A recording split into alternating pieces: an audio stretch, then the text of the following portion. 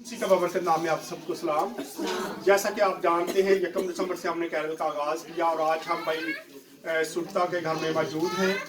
अभी Christmas cake आ चुका है। पहले हमने कैरल की और कैरल करते हुए हम उनके घर में आए और इन्होंने बड़ी खुशी से खुदा के खादमों को कबूल किया और बाहर वेलकम किया।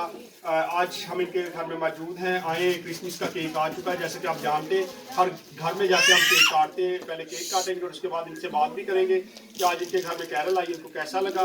आए पहले केक काटते हैं।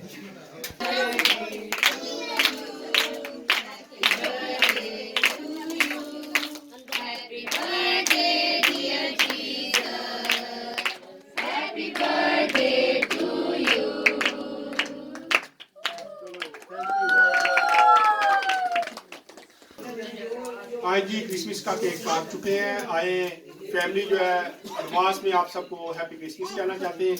आए जी, हैप्पी क्रिसमस। लेने लोग